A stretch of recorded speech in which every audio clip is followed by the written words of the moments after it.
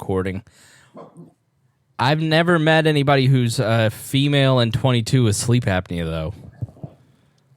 I'm a rare case. What's happening in the structural part of your nose that you're getting sleep apnea? I don't know. I honestly, I haven't been tested for it, but I'm going to go in during the summer break and go to the hospital. And it's funny because you got the microphone and you got quiet. You're so much louder when you're talking on on FaceTime. But well, usually I feel like I'm going to have to yell to you. Also, it's weird when you're alone and in your apartment talking. Yeah. So no, I do it all the time. Uncomfortable. Okay, I'll try to talk up. Why is this not working? I'm unhappy right now.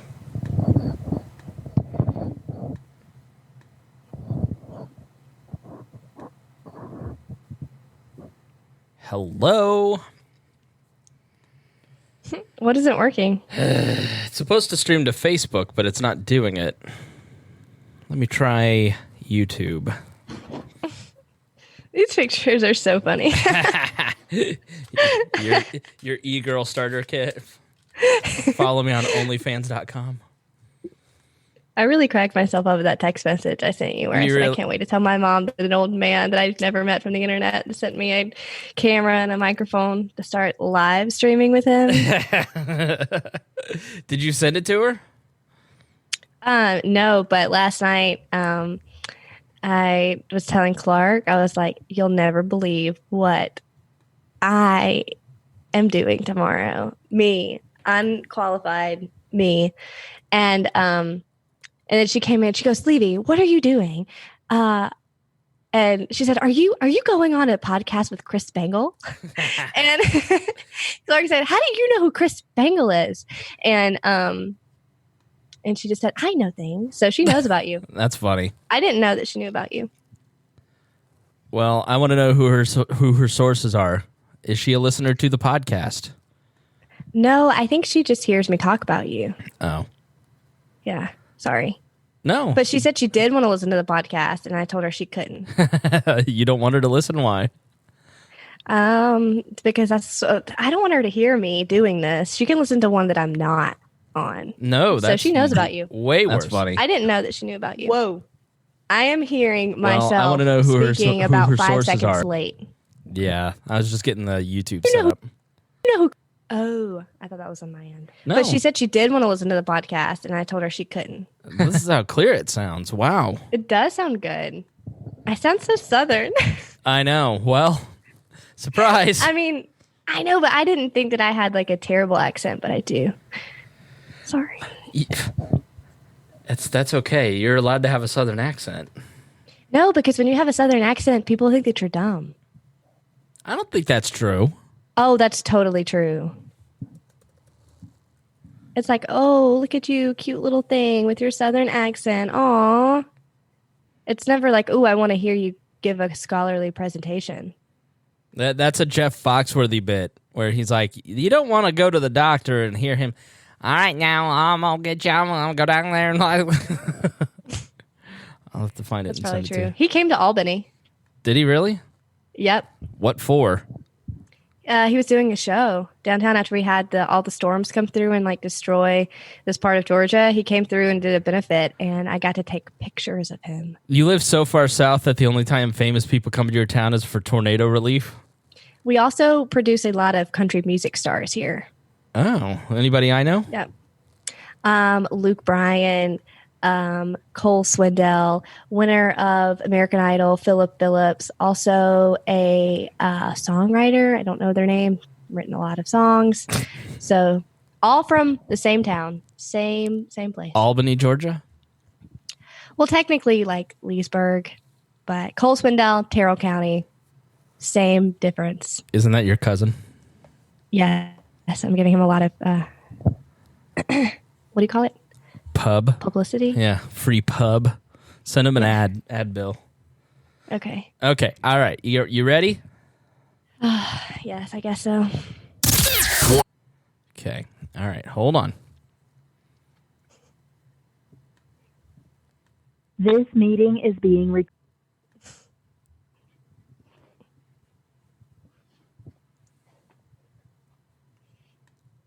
Stupid. This meeting is being recorded. All right, let's get back to some boring subjects. Understand the risk to our country. Freedom brings people together. You're listening to the We Are Libertarians Network. Learn more at wearelibertarians.com. Welcome to We Are Libertarians. My name is Chris Spangle. It's so good to have you here on the show. Thank you for listening to this episode. We're going to talk about the Democratic race for the presidency and the primary that's happening there. Harry's not here tonight, but my good friend Levie Rainey is going to join us, and then Rhinehold will be along after a bit. So we'll talk about all that and introduce you to Levie here in just a moment, right after this. Warning, this show is for adults, produced by semi-adults. So the language is sometimes strong and offensive. I don't know what I said. Welcome to We Are Libertarians, where our goal is to help you sound smarter while talking to your friends. We examine current events from a libertarian perspective while treating modern politics with all of the irreverence it deserves. There has been lie after lie. We toss out the screaming heads, put people before political parties, and give context to the news to make you think. Now, here's our host, a 15-year veteran of politics and media, Chris Spangle. Well, Harry is not here with us in person, but he is here in spirit. He just sent me a photograph of him drinking out of a mug that says Trump 2020. So is that foreshadowing? Will Harry defect, then become a Trump supporter? Stay tuned on this cliffhanging episode of We Are Libertarians. Harry has a party to attend to tonight. I know these all sound like made-up excuses, but really, Harry has stuff to do. And listen, he's done the show for like 5 years. He's tired, so we're giving him a break. Rhinehold will be along in a bit. He's dealing with work stuff. And should be along here in about 15 minutes. But joining me for the first time, and probably somewhat regularly, depends on how this goes, is my good friend Levie Rainey from way down in southern Georgia. Levie was telling me that the only time famous people come to her town is for tornado relief because she lives so far south. You actually live really close to Jimmy Carter, though, don't you? Yeah. So the school that I go to, the University in Americus, that's where he's from. So he comes here and gives speeches all the time. I sit next to him sometimes, if I'm really lucky, like the booth next to him at the pizza place. Really? Yeah. How old is he? Like, is he like super Decrepit. old looking? Really? Yeah, he's really old, and Americus won't let him die. I know he's tired. He's so tired, but he speaks all the time here at school, and he got cancer or something a year or two ago, and everyone was like rallying for him. And I was just thinking, like, maybe he wants to just pass in peace, but we won't let him die. Good. Congratulations on your one claim to fame. So, Levie, you've listened to the show since you were what age? I think I was either 17 or 18. That was right when I started school.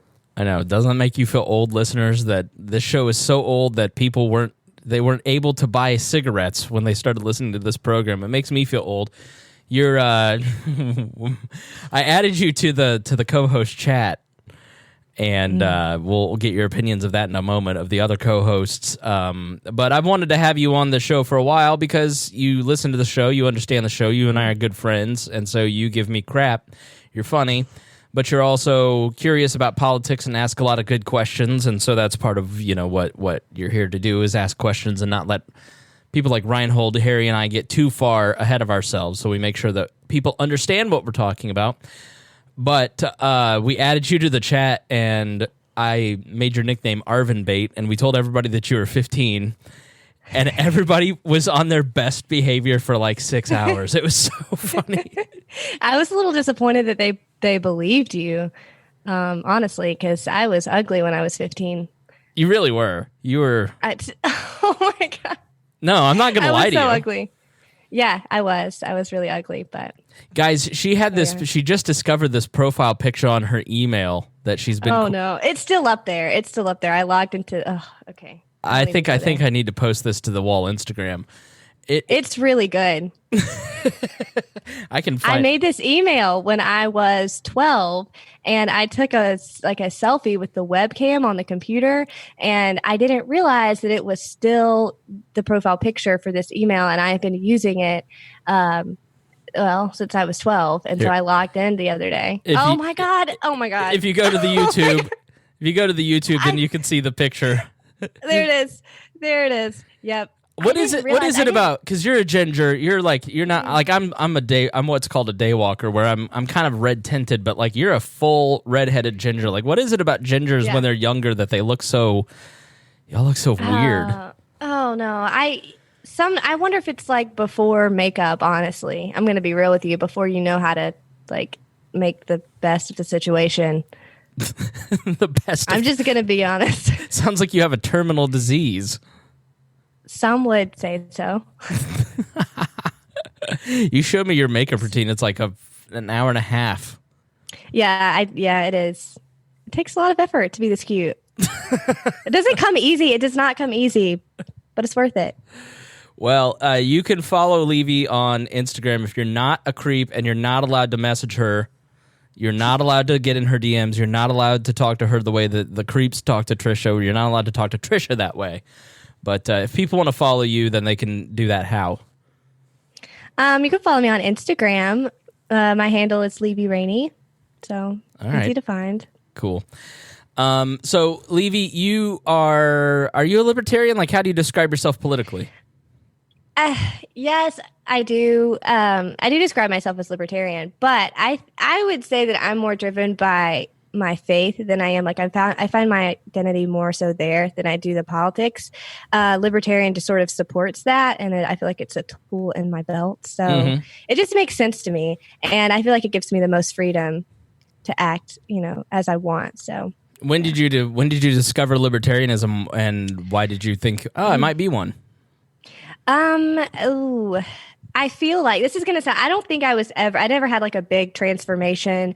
I grew up in a Republican household, always Fox News on, but my older brother, Clark, got really into politics when he was younger, and he read a lot, and there's a lot of libertarian books always around. And so from a young age, I knew about it, and he would talk to me about it, but I don't think it was until I was like 17 and I knew I was going to have to start voting that I sort of started doing more research, and then I found your podcast. So I feel like it's just been, I don't know, a slow progression. Yeah. I don't think I ever wasn't a libertarian, honestly. How would you describe yourself now? I just don't, I mean, I feel like I'm sort of moderate. Like I'm not super into politics. But I do think they're necessary. So I try to learn what I need to learn, but I don't think it's like my passion in life. I feel like you're curious and you don't know, like you're kind of disinterested, but you're not. Like you're right on the cusp. Yeah. Like, you feel like most people to me. Yeah, I would say that I'm a good representation of most people. I mean, I know that it's necessary, but that's about it. Yeah. What were some of those books that he always had laying around? What are some? Honestly, my mind's going blank right now, but any of the standards that you had, like he literally had hundreds of books. Really? So, oh yes. Was he a nerd? Oh, yes.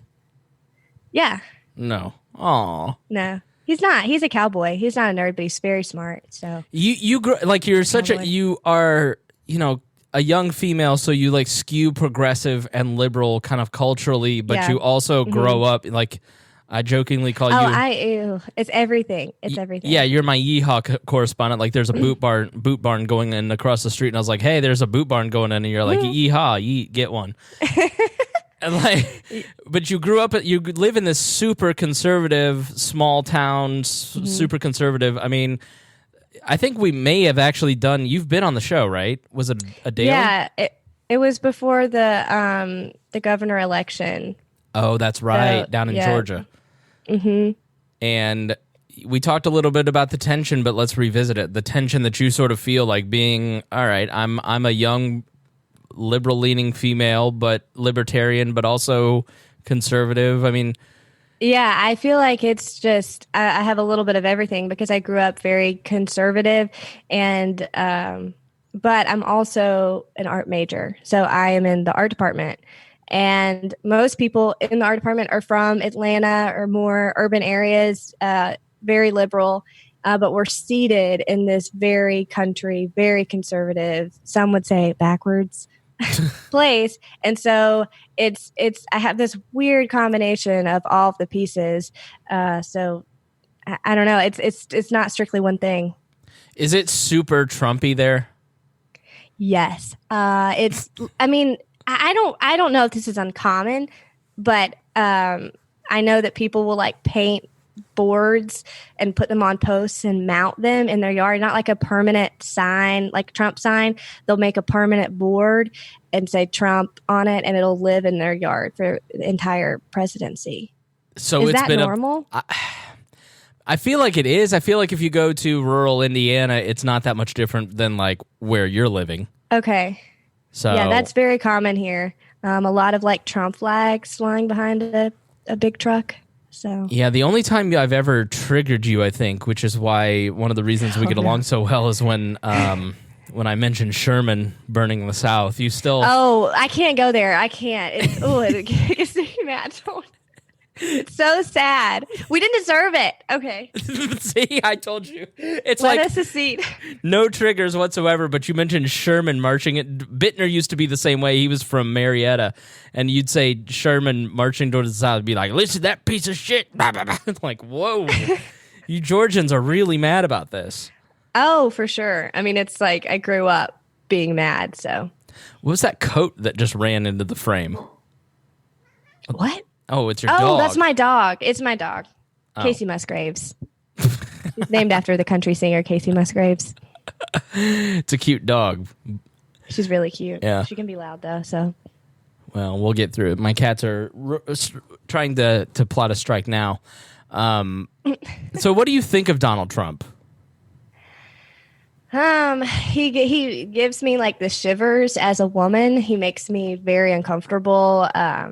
That's just, those gut instincts that women have. He triggers all of those. So that's just as a human, that's how he makes me feel. I don't think he's as bad as some of the people say, but I also think he's terrible. So it's just a general dislike. Right. Yeah. Yeah. I don't really care. I've gotten to the point where I kind of want it all to burn. I don't care.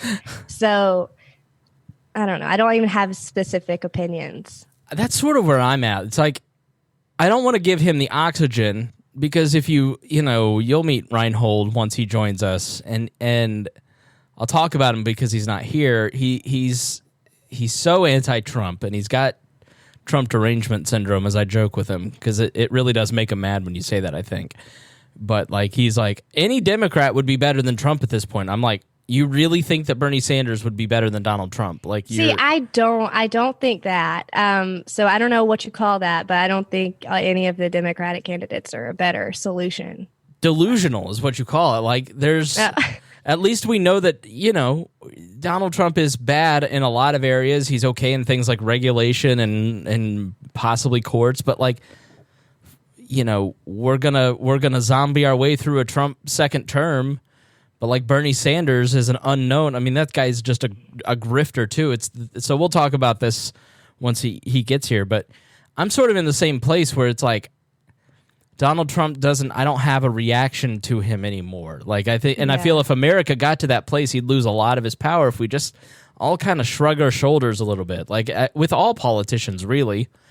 Mm-hmm. So, well, Levie is talking into an ATR 2100, which is an excellent microphone that was gifted by several different people through our Amazon wish list, which you can find at wearelibertarians.com/support. And by the way, I should mention, if you are getting a bunch of weird notifications and 1,000 publications to the website, that's because I mess things up and I'm having to redo 1,000 posts. It's my own personal hell. I don't know what I was thinking, so I apologize if you're affected by that.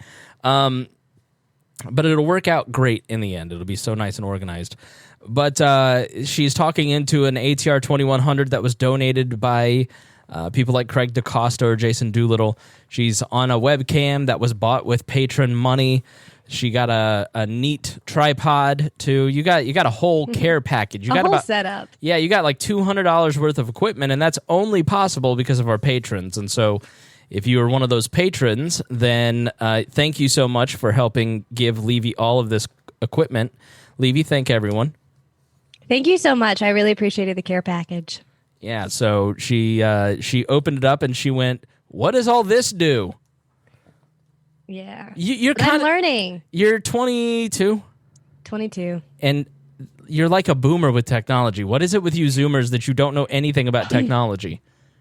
I don't know. Oh my gosh, my dog. Wow. I personally am not a fan of technology. Wow, this is going to be an issue. Casey. I do ceramics, and I am far removed from technology. My hands are in clay all day. You know? Yeah.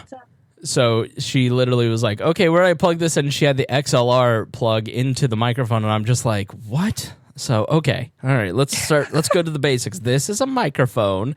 But thank you to all of our patrons for helping us out. If I just financially could not carry all the burden of doing this podcast, and the 105 of you who give on a regular basis, on a monthly basis, you guys really make it possible for us to continue to do this. We're really close to finishing the branding, so we've got a new logo coming. Brian Nichols will get a new logo, Lord willing. We're going to have maybe some new shows joining the network very soon. Got a lot that I'm working on behind the scenes that is not out in front of you folks yet. And all that is possible because of our patrons. And we thank you guys so much. What is happening over there? All I heard was giggle. I'm so sorry. My dog is a crackhead. I look down and it like this giant poodle-looking thing is just laying on top of her face. It's not very professional. Go away, Casey, go away. That's okay. We're not professional here. So thank you to all of our patrons, and we want to thank our $100 a month patrons specifically in Ed Brehob, Matthew Durbin, Jeff Bennett, Jason Doolittle, Christy Avery, and Craig DaCosta. And I want to thank our $25 folks as well. You guys give generously too, and that is Stone Aldridge, Andrew Bowman, Paul Jonathan Eads Jr., Ryan Lindsay, Liberty Memes, yes, that Liberty Memes, Ray Wolf, Mario E., Rhinehold, Catherine Iverson, Richard, Michael Schulteis, Joshua Sexton, Jacob Klingensmith, Rick Irvine, Carly Ernst, Brandon Kester, Dan Dunbar, Christopher Brokoff, and Azamadius. Thank you, Todd, for being a patron. And I want to just also thank everybody who's written in, all of you who have taken the time to write a letter in. I sent out an email soliciting, as I've been doing on the show, saying, hey, if you appreciate the show, please just send us an email and let us know what you think. And many of you filled out the survey, wrote a letter in. If you'd also be generous and leave a review on iTunes or Google Play or the Google Podcast app, that'd be great. I found out that we've actually been we're like in number 40 for news commentary. We're in the new and noteworthy, actually, for news commentary on Apple Podcasts, which is a fairly big deal. And so we're very excited about that. And our buddy Jake Baldwin wrote in, and he wrote one of these listener letters, like you can, at editor@wearelibertarians.com. And Jake writes, Dear Chris Spangle, I began listening. I got to move this little thingy. I began listening to the show because of your friendship with Jeff Vibert and Caitlin Kopetsky, but have kept listening as a way to actually learn about politics. Definitely got to say the, quote, fluff and humor are also a big factor in my continued listening. Because just straight plain old politics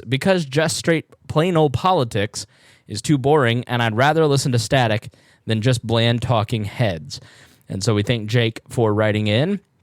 And in that survey, several people said, just quit with the 20 minutes of talk beforehand. Just get to the information.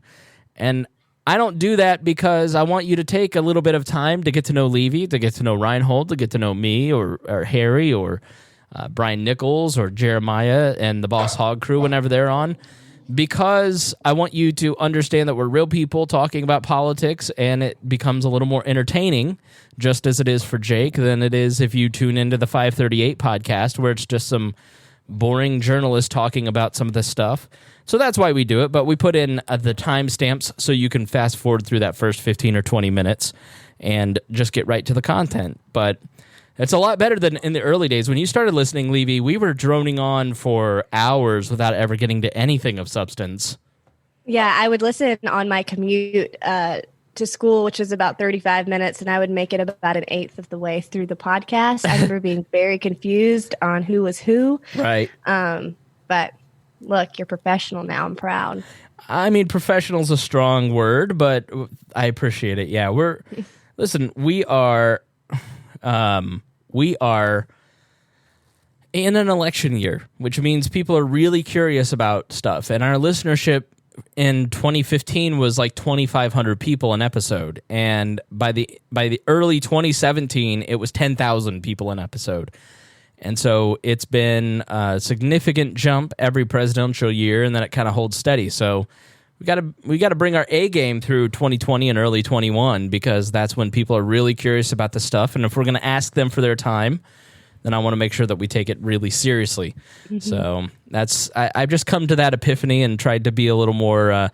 Nick Sarwark at the last national convention goes, yeah, it seems like you guys have been a little more professional about things, and it looks like you're talking about stuff that really matters. I'm like, thanks, Nick.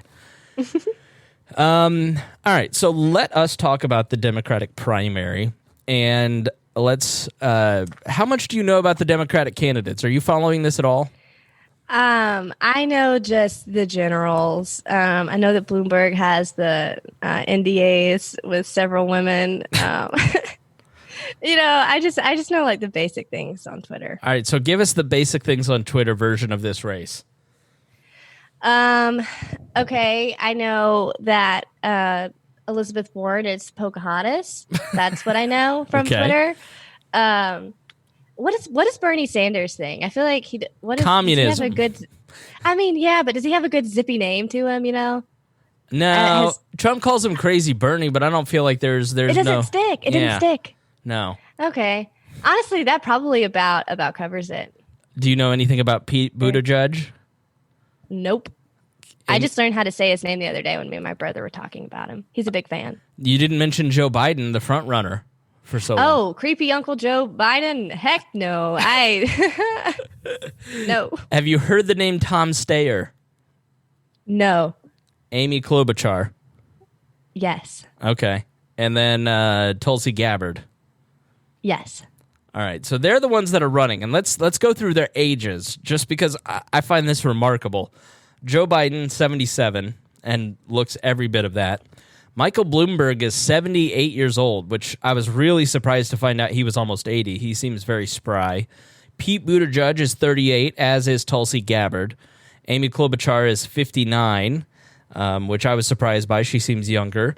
Elizabeth Warren is 70. Tom Steyer is 62.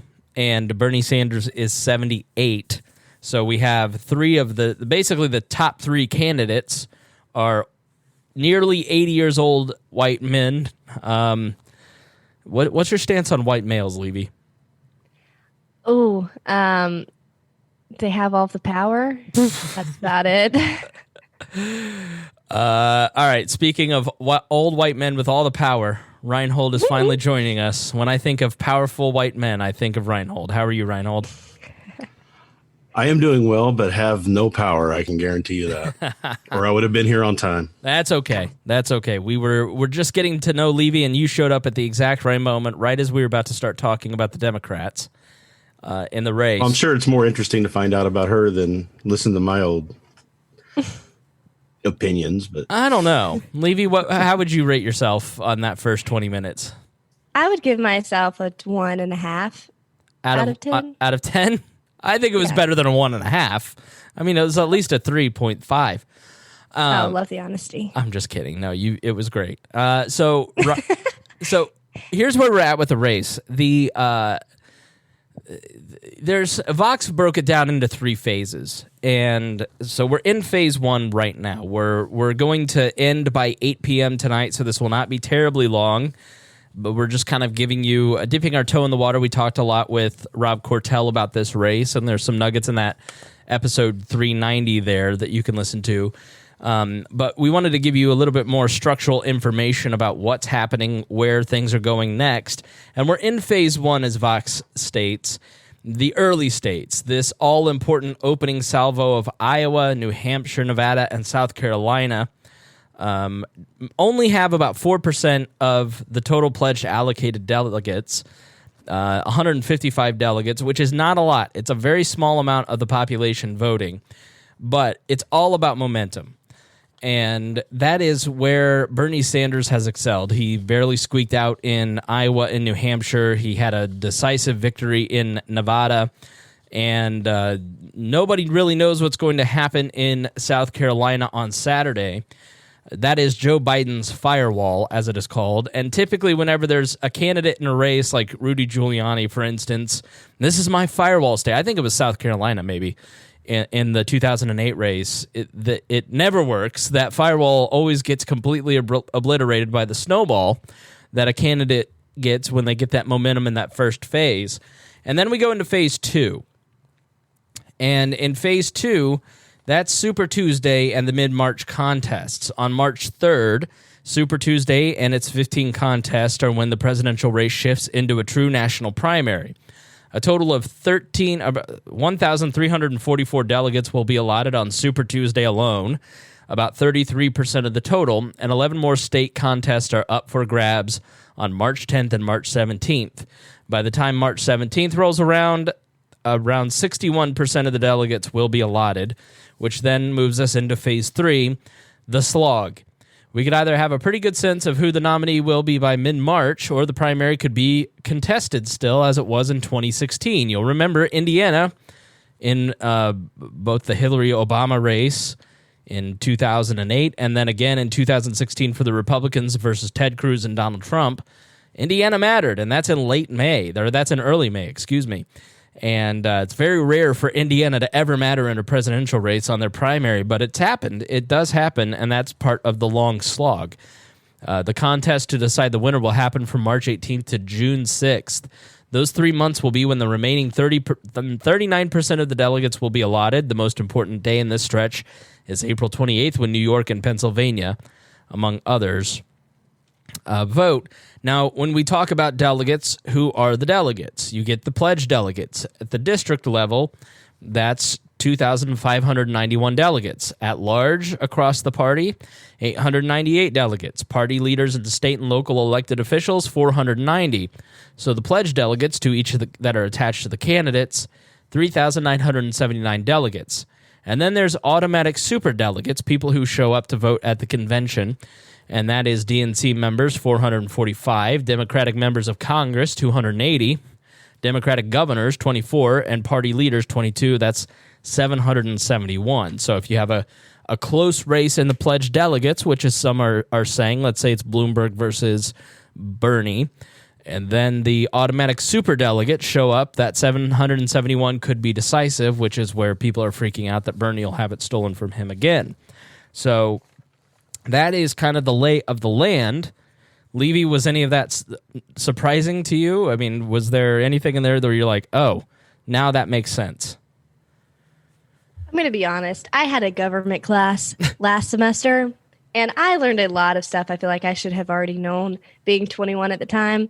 So I feel like I'm generally familiar with that, but all right, not to those details. So excellent. I'm good to go. We want to... when's Georgia? Georgia looks like March 25th you will go and vote.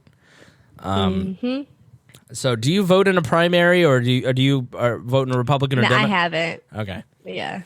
So as it stands now, Bernie is picking up all the momentum. And so our young friend Ryan Lindsay, Rhinehold, so young, so passionate, yet so young, was saying, oh, no, Biden... I mean, he's in it till South Carolina. I'm like, there's no way. If you get through these first three states and you have no showing, everybody starts to attach themselves to the winner. Bernie, a month ago, nobody thought that Bernie, yeah, he could be the nominee, and yeah, he's got some momentum, but he was kind of low rated in terms of, yeah, he could carry the standard in November. But everybody loves a winner, Rhinehold, and now all of a sudden people are starting to flock to Bernie, and he's got this momentum. How much of a chance do you think there might be that Bernie will be the nominee going into the fall against Donald Trump? I would say about 10% chance. Really? Who do you you think that it's his momentum right now is hollow? Well, he won New Hampshire, but at a lower he got fewer votes than he did in 2016.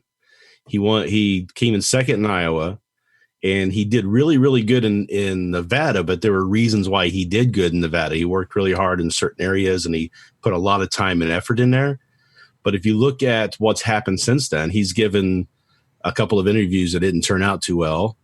Biden had a good showing by coming in second and getting some delegates, and did good at the debates. So when you start looking at the polling for South Carolina, the trend that Biden was still kind of leading, but he was a little bit, the margin had shrunk. Mm-hmm. But in the past 3 days, that's widened again. Biden's gone up and Sanders has gone down. I don't really see. So normally I wouldn't think that he has a chance in South Carolina, just because, first of all, the governor of South Carolina has pretty much endorsed anybody but Bernie. And it's a very conservative state.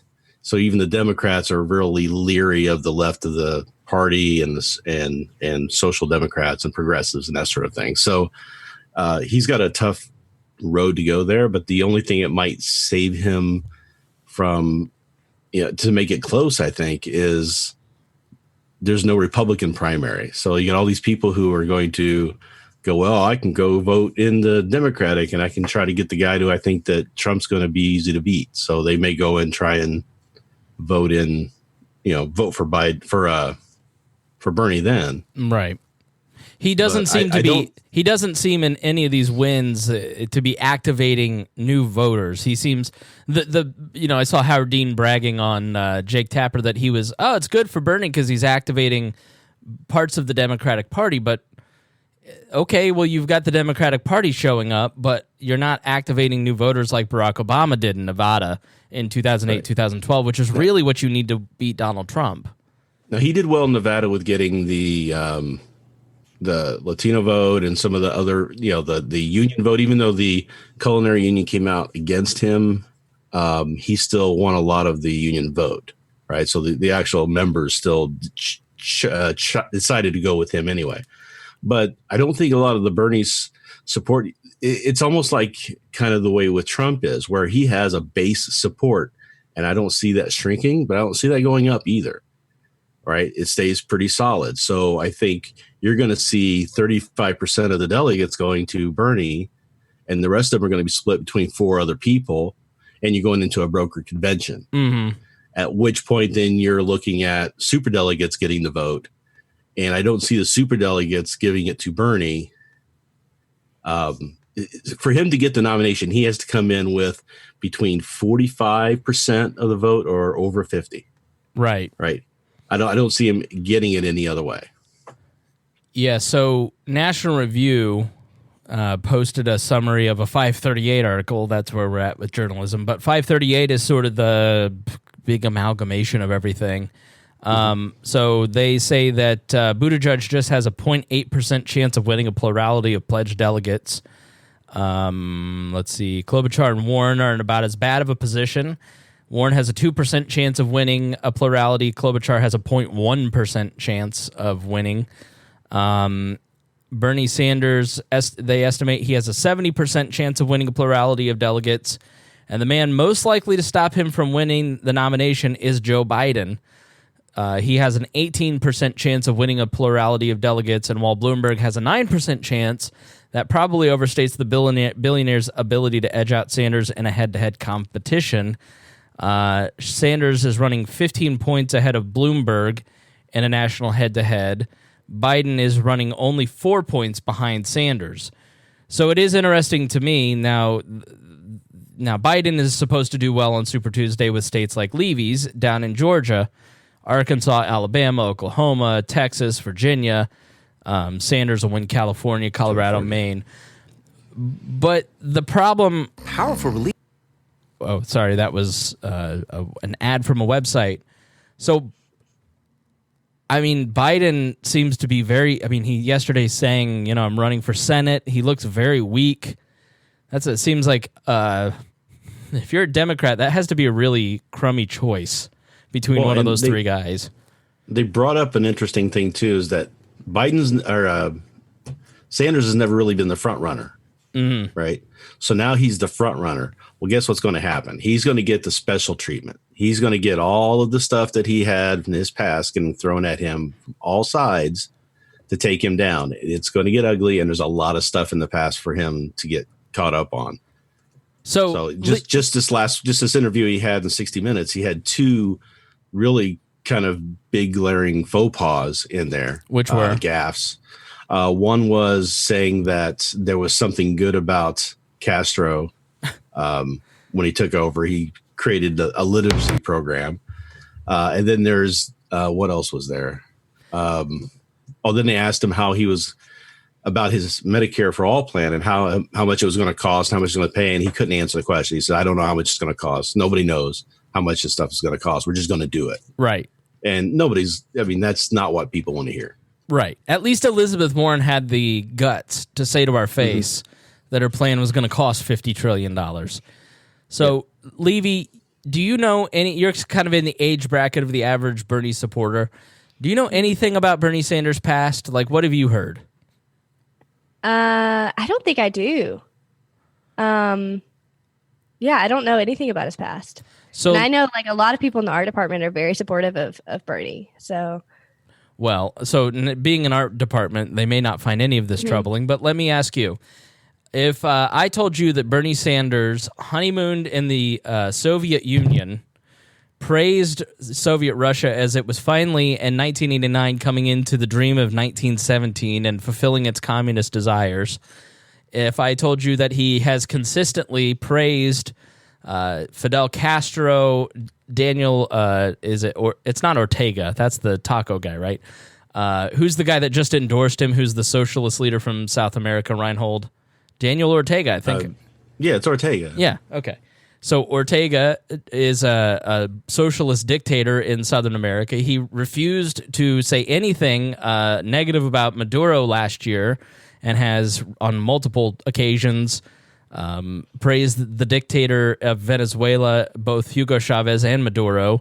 He said that the American-backed Guaido, who is now the leader there, is not actually the leader. It's actually Maduro, the dictator that is responsible for the misery in Venezuela that you see. He is the empanada eater. The empanada eater.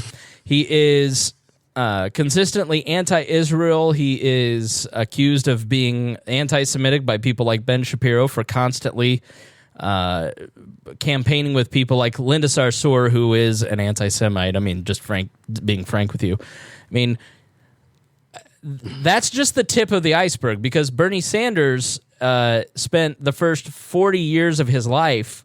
People in his 20s and 30s would go to his apartment. They weren't sure if he had electricity. He was an avowed communist. He got kicked out of a communist commune. What? He got kicked out of a communist commune for not working hard enough. He didn't have a salaried job until he became the mayor of Burlington at 39 years old.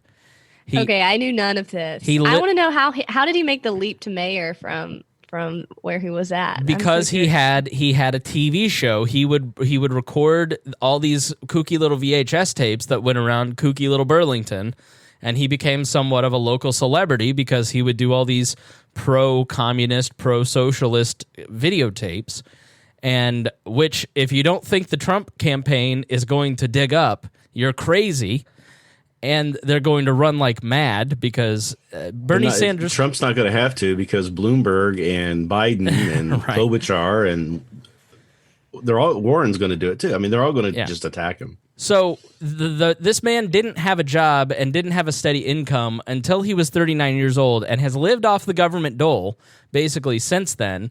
If you look at his beliefs at 20 and you look at his beliefs at 80, they're exactly the same. Now, you probably at 17 and 22 have completely different beliefs.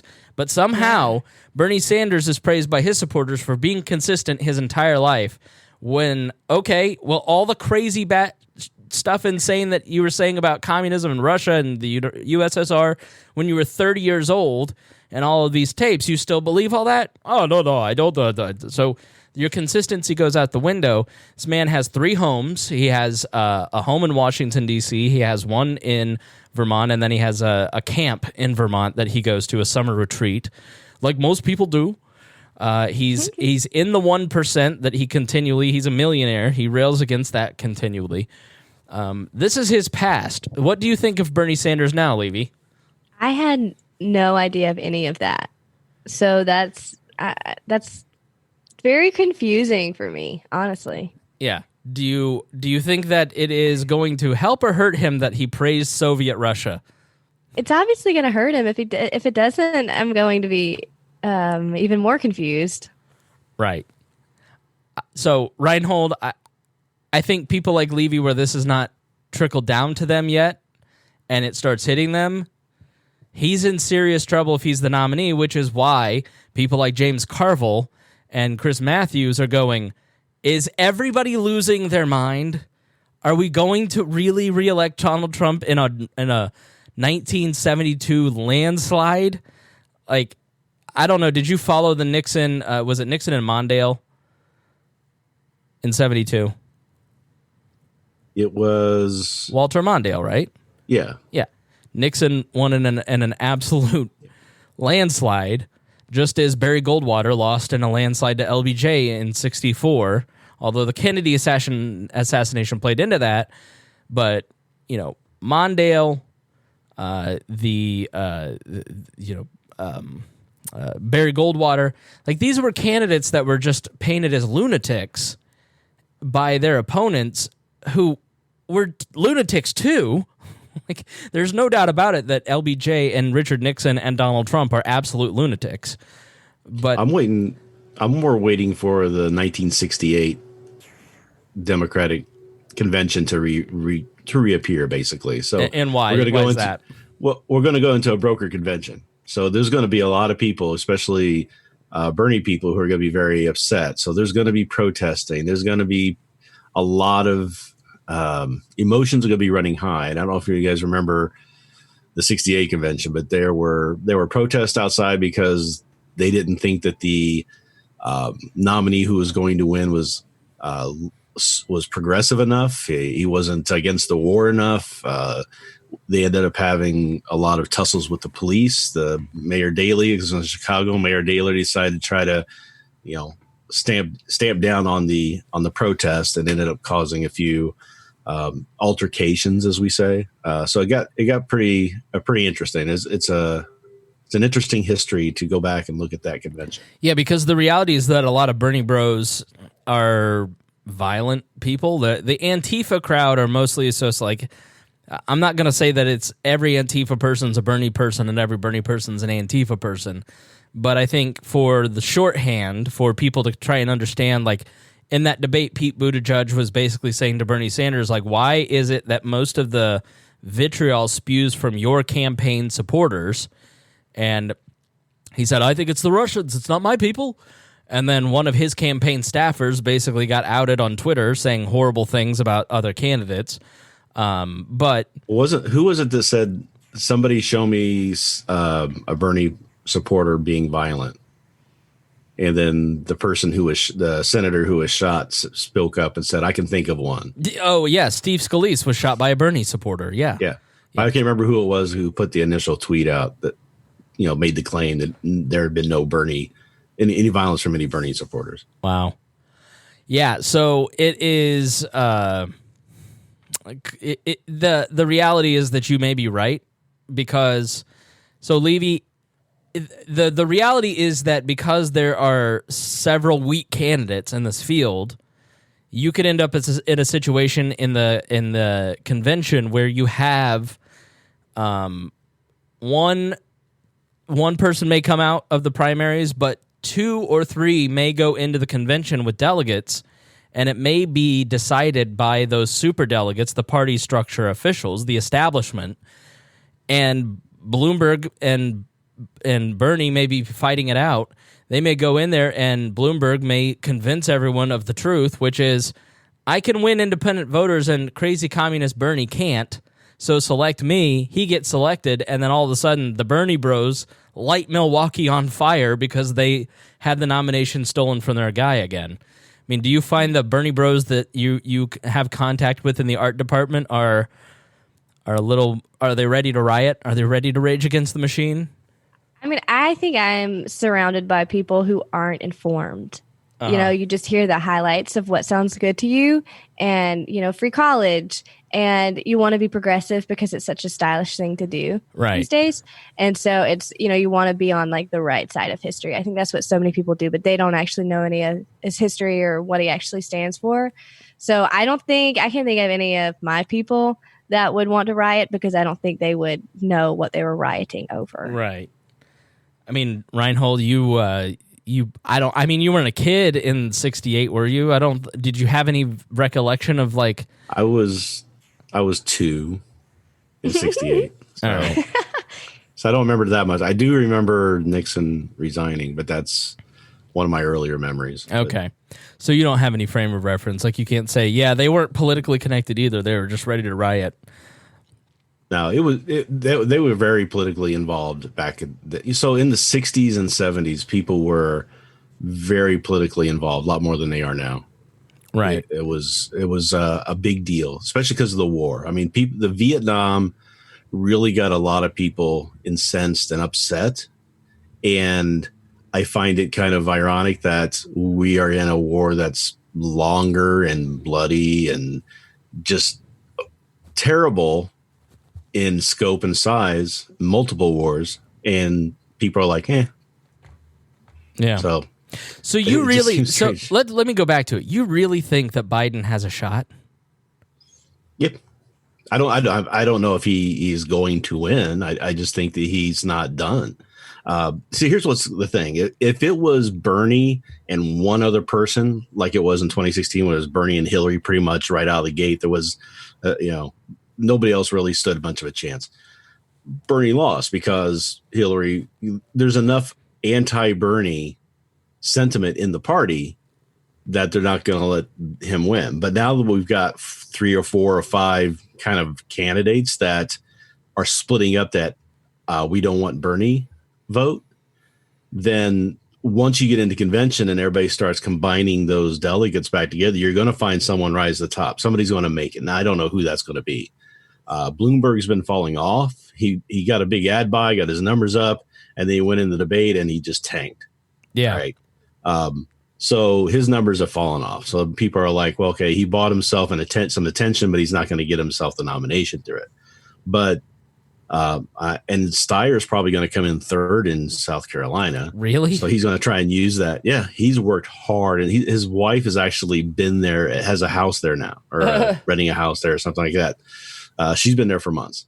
Right. So there's a big push for him in South Carolina. So he'll probably come in third.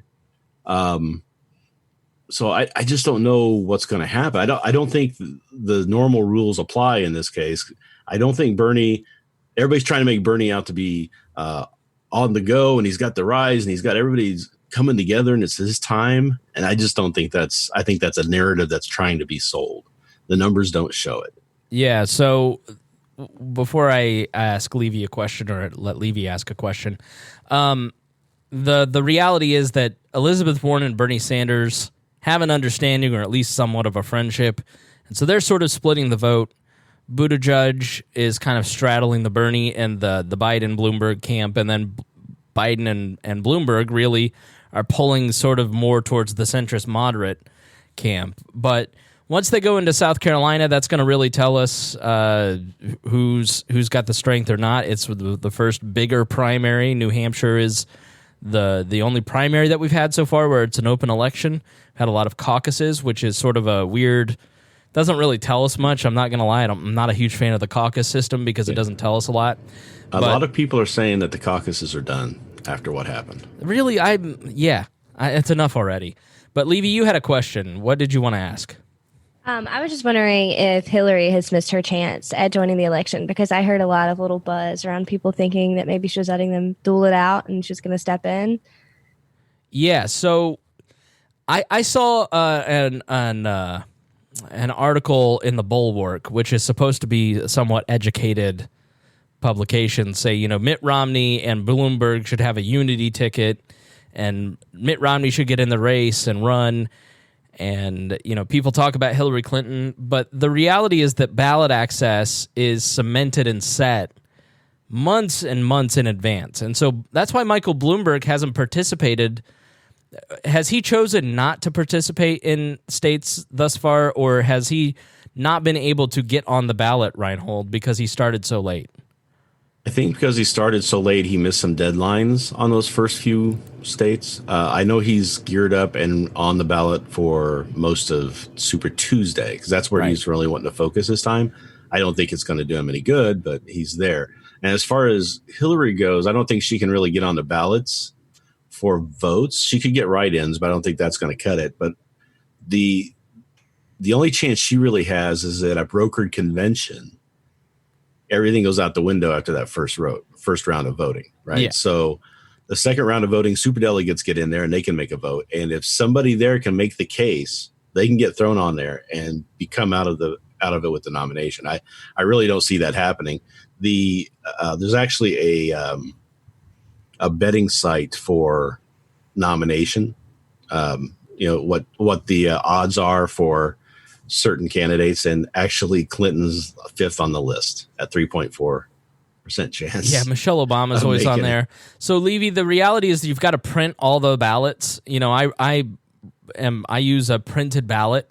So to get on the ballot for the May primary here, I think the deadline is sometime in January. So if Hillary wanted to run in Indiana, for instance, she would have had to decide it by January 21st or 15th or whatever it was. And so you have to make that decision almost a year, like late 2018, if you're going to really run. And so she has missed her chance to be on the ballots. But as Rhinehold said, once you get to the convention, you go into the convention, and Rhinehold, correct me if I get any of this incorrectly, but you go into a convention and everybody has to vote with who they're pledged. So here in Indiana, the person who wins the Indiana primary, let's say it's, in 2016 it was Donald Trump. So Ted Cruz, it was winner take all for the delegates. So 16 delegates went to Donald Trump. In some states, it's a percentage. So, 20 delegates will go to Donald Trump and 5 delegates went to Ted Cruz. And so everybody's going to go in with these pledged delegates, which, again, the pledged delegate is 3,979, and you need 1,357. The first candidate to get 1,991 delegates wins the nomination.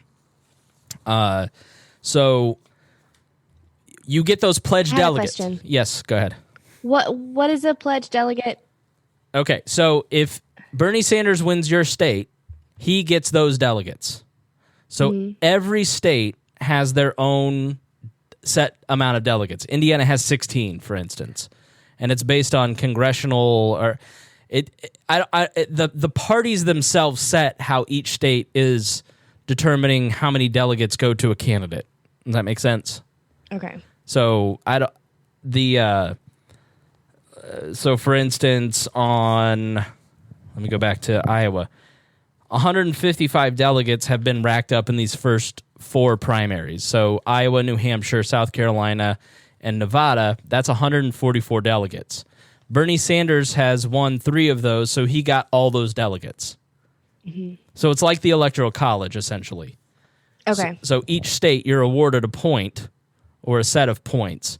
And so when you go ahead. He didn't get all the delegates either. They were split. Right. So you have to get 15% of the vote in order to qualify for delegates, and then the delegates are split out from the people who get that. Right. So I don't have the numbers in front of me, but like in Iowa, for instance, Pete Buttigieg, I think, won Iowa, so he got 30 delegates. Bernie Sanders came in a close second, so he got like 28 delegates.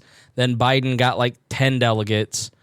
And so actually, Iowa, I think Klobuchar got delegates instead. So, okay. I mean, it's like I said, there's like 5 people with delegates right now. Right. It's a lot of math, which is why a lot of people go to 538 or the New York Times website, because they have running tallies of all these delegates. And that's why Super Tuesday is so important, because all these states, there's 1,000 delegates that are up on that Super Tuesday, and that can determine. So, like, it can really, Bloomberg could come in and walk out with 800 delegates when he had 0 going into it, and so he all of a sudden is the front runner because the primaries don't select the candidates. The conventions actually select the candidates. The primary system, so somewhere in the 20th century, the parties had too much power. And so if you think about like all those old conventions, like going into the race for the presidential Republican presidential race, and when Abraham Lincoln won, he was a nobody. Nobody knew who he was, and he walked out with the nomination because he made so many deals with party insiders across the country, and he basically corrupted his way to the nomination. And people just got tired of that concept of the machine, of the parties, the political parties in a state and the country running everything, and they wanted to return that power back to people.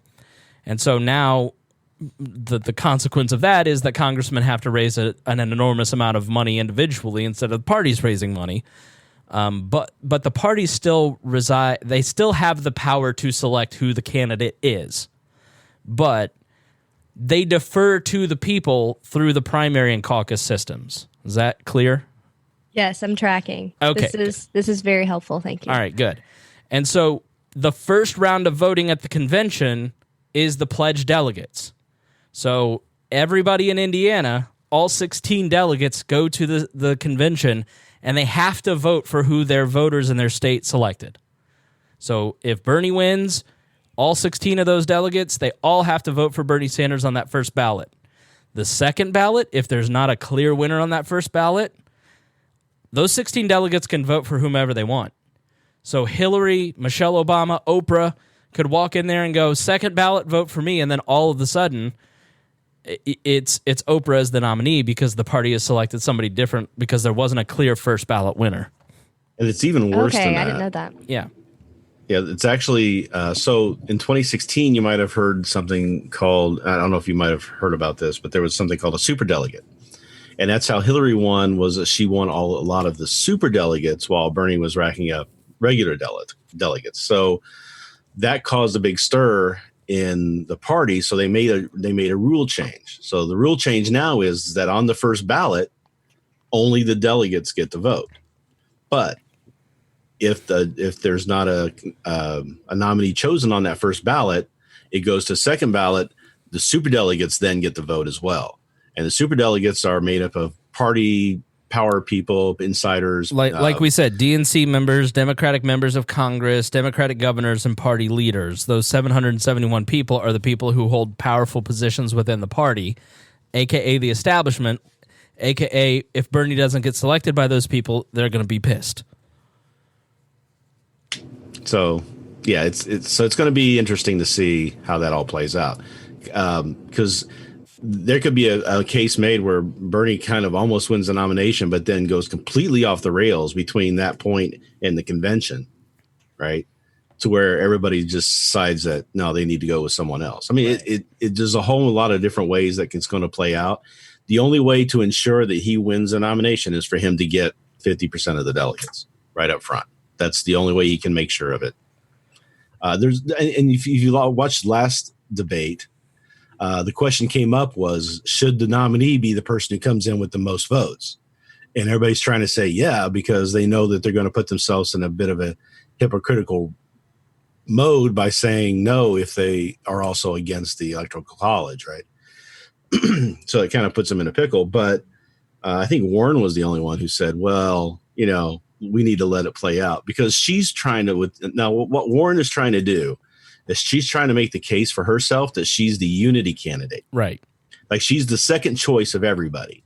So if you get to a brokered convention, the second choice of everybody has a much better chance of winning the nomination than the front runners, because there's so much animosity between them probably. So people are going to switch from one to the other. So I'll give you an example. Basically, in Iowa, in the caucus system, everybody goes in and they line up and they sit in the seats of their first choice. All right. And so everybody, you have to get 15% of the people in the room in those seats for the candidate to move on to the second round. Well, the people who drop off, they go to their second choice. And everybody's second choice in Iowa is Pete Buttigieg, because he's sort of radical, but he's sort of normal. And so Pete Buttigieg was everybody's second candidate. So right now what's happening in the race for the Democratic nomination is everybody's competing to be everybody's second choice in case there's some sort of... And they're all running for what's called the unity candidate ticket, where I'm going to be the one that unites the party. I can bring the Sanders people in. I can bring the centrist Hillary people in. I'm the one that can speak to every aspect of the party, because the Democratic Party is different than the Republican Party. The Republican Party is very top-down, at least it used to be. It used to be very top-down ideological. We're conservatives, we love Ronald Reagan, we love Jesus, and that we want to select the candidate who loves Ronald Reagan and Jesus the most. And the Democratic Party is made up of a coalition of different groups of people. The Hispanic group, the black vote, the union workers, the various Democratic...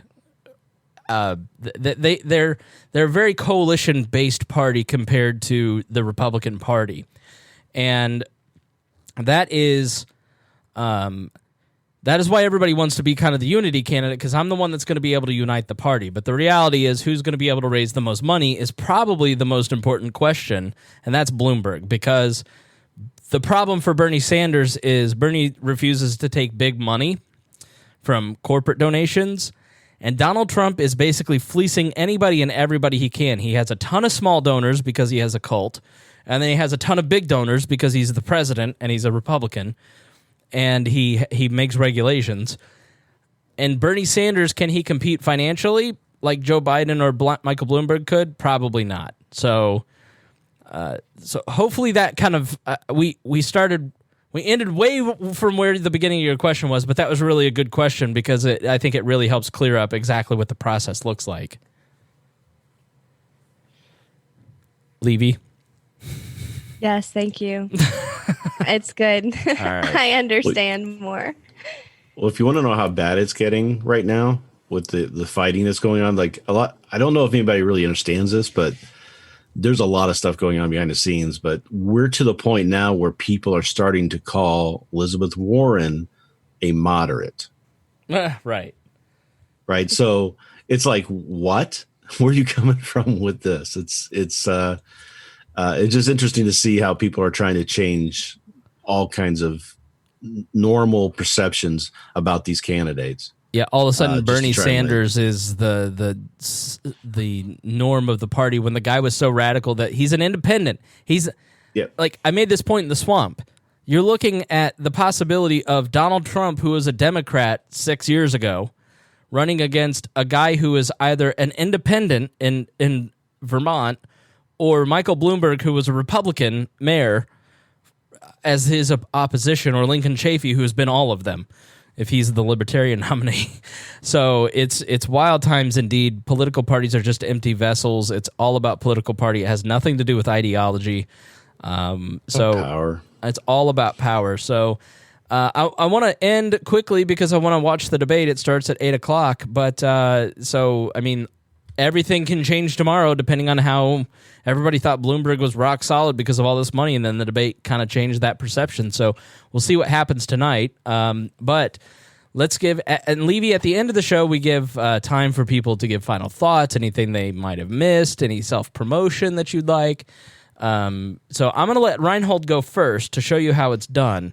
The wizened Yoda of the We Are Libertarians Network. Rhinehold, go ahead. Final thoughts. Just one thing about Bloomberg that really has hurt his chances on securing the nomination is that he's made it clear that he's spending his money no matter what happens. So if he doesn't get the nomination, he's still spending to defeat Trump all the way up to the election day. So the biggest selling point he had, hey, we need to get him in because of the money, is out the window. So now it's his personality and what he says, and it's not working, I don't think. Once the initial ad buy comes out and everybody got excited about it, and he is going after Trump and tweeting some things, and the great thing about what he's done is he's put together some really powerful organizational staff that can be harnessed and used going through the election. right? But how many times, Rhinehold, have we heard a Libertarian Party presidential candidate come in and say, if I'm your nominee, I'll give you all these resources, I'll do all this stuff, and then if I don't win the nomination, I'm going to continue to do that, I'm going to fight for your cause, and then they disappear. Like, I think they're being sold a bill of goods. But there's a reason why it's different, because they have power and we don't. They have power. Right. So they know that they're going to get rewarded at the end of it, whereas on the Libertarian side, they're not going to come out with much of anything. So there's a benefit for them to do that. Plus, there's a genuine hatred for Trump by Bloomberg that I think transcends a lot of that, a lot of actual logical thinking that he might be having. He just wants to pound and take him down. So I think you're going to see him gear up a machine that's going to try to take on Trump, and no matter who the candidate is, and just push through with that all the way through and spend as much money as he needs to do it. Levie, final thoughts? I feel like I'm a little sponge soaking up all this knowledge, so I don't have a whole lot of final thoughts, but I'm thinking I may tune into my first debate. I think I should. You should. It'd be pretty fun. Okay, I'm going to do it. I'd love to hear your thoughts, and maybe we could even tomorrow or at some point in the next few days jump on one, and then three of us kind of give our thoughts. If we have time, we'll give our THOTs. But yes, Levie, that's the point. That's why I want you here. That's why this was a great episode, because Rhinehold and I can talk over people's heads. I know we do it, and I need somebody to go, hey, I have no idea what a delegate is. What are you talking about? So okay, good. Yes, that's exactly what you did. Great. So, all right. Our best to Casey. Thank you, Levie, for joining us. Thank you for having me. This is fun. All right. Well, we'll do it again. And Rhinehold, thank you. Not a problem. All right. Glad to be here. And the listener, thank you. I want to thank Sam Schultz for the great show notes. I would be remiss if I did not say that to him. So thank you to him. Thank you to all of our patrons. And thank you to all of our listeners. We really do appreciate you giving us your time and attention. And hopefully you learned something. If you did, please share it. I will reshare you on my social, on our social. And I've seen several more people start to share our stuff. If you've made it to the end of the episode, you're a super fan. And we need you. That's how I met Levie. Levie, you shared the podcast on Twitter. I did, and we became best friends because of it. We legit have become best friends because of it. And so I can't promise that for everybody, but it just takes one share for you to become best friends with a podcast host. So, all right, everybody. Thanks so much for joining us. We really do appreciate it, and we'll talk to you next week. The record